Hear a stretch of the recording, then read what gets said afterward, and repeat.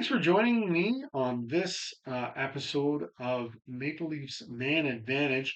And I am Hawkeye. And this episode, I'm finally going to talk about somebody. I'm pretty sure I have mentioned him, but I've been holding him off, really getting into talking about him since the beginning, and for good reason. And that is really the Leafs were successful going on to winning their cups back in the 1960s.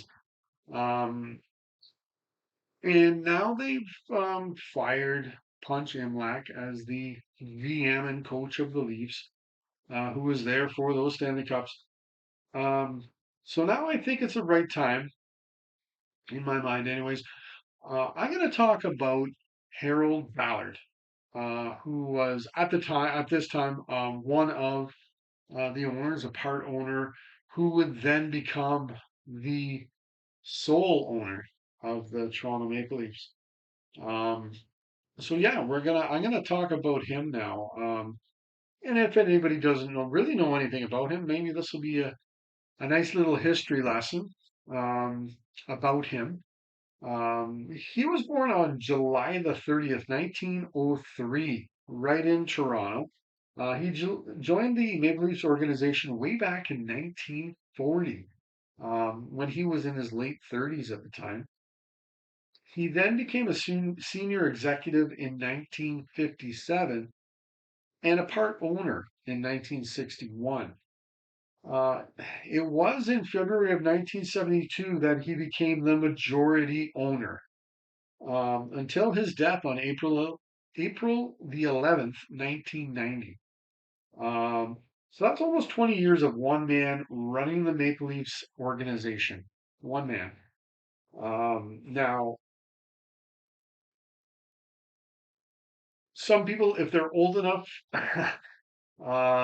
they may say, well, that was bad.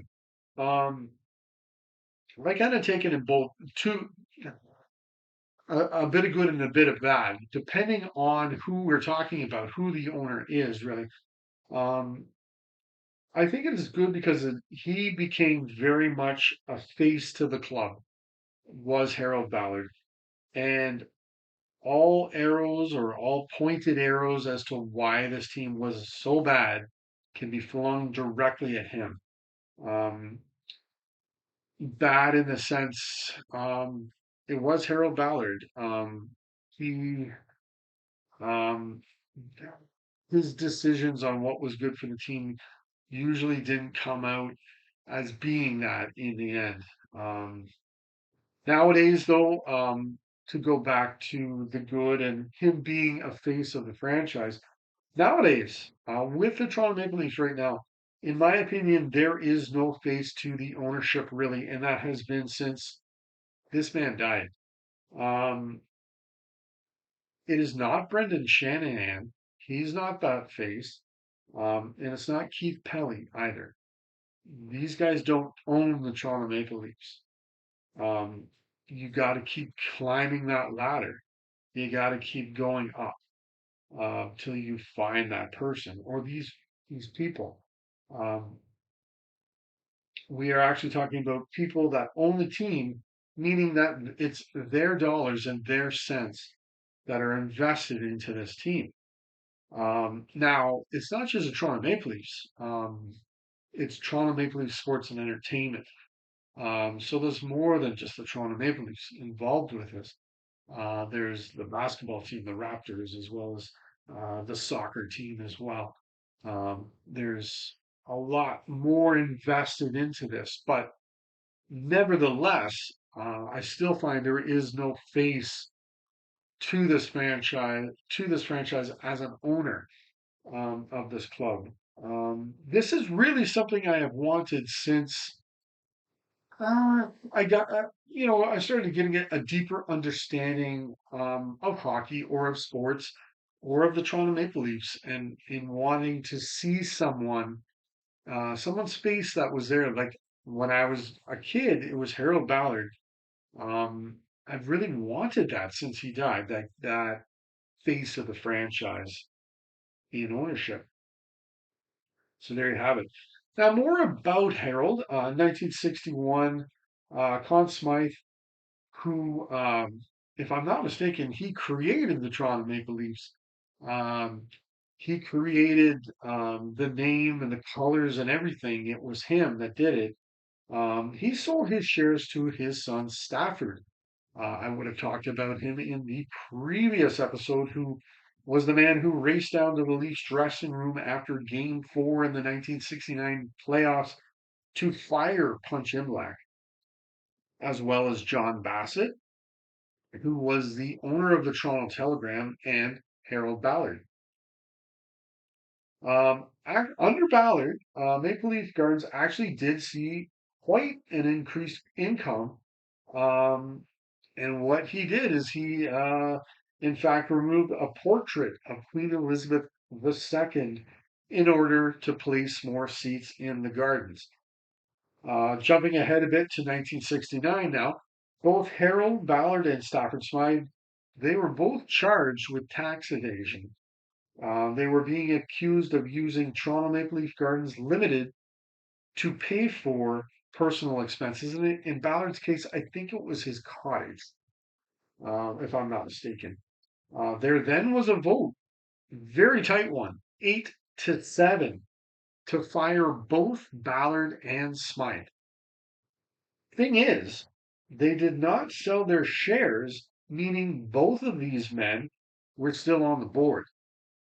A war was fought out a year later in which Ballard and Smythe regained control of the board and the Toronto Maple Leafs. In the end, it was John Bassett, who was on the other end of this fight, um, who ended up selling his shares. I guess he resigned and sold his shares to Ballard and Smythe, giving these two men even more of that pie, really, as he was no longer part of ownership. Um, I found out here, though, too, Stafford, he died just 6 weeks later of a bleeding ulcer, and he was only 50 years old. He was under tremendous stress.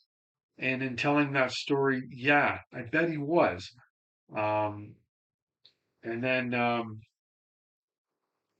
Ballard then, after a fight with the Stafford family, was able to buy Stafford shares. And then at this time, he owned 60% of the team. Um, Ballard, though, did not escape the hands of justice as he was convicted of fraud back in 1972. Now, Ballard certainly had his fingers in every piece of the pie he could with the Toronto Maple Leafs, as well as Maple Leaf Gardens, which he also owned as well. Um, Now, there's going to be a lot more about Mr. Ballard during the next, um, well, this is 1970, so we're just getting there. So the next 20 years, there's going to be a lot more about Mr. Ballard. I'm not going to um, dig up everything I can find about him and just so I can talk about him.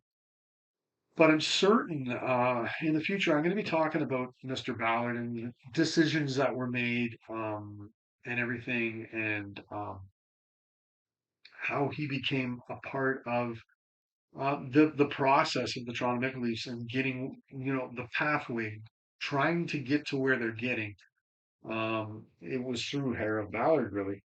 Um, And some of his moves were legendary in the head scratching department, I would say. Um, Now, soon, Mr. Ballard would come to the forefront of the Leafs, for sure. Um, and there you have it. So that's Harold Ballard, who passed away back in 1990. So, yeah. So, moving on, we're going to get into trying to work towards the next season, the 1969-70 season of the Toronto Maple Leafs. So there you go. I just wanted to talk about finally Harold Ballard. So if you like this video, go ahead and hit like or subscribe. Got lots of other videos about the Toronto Maple Leafs and NHL hockey in general as well. There's lots of other videos on here too. And if you want to comment on anything, go ahead and do so. It'd be great. I love to talk about hockey.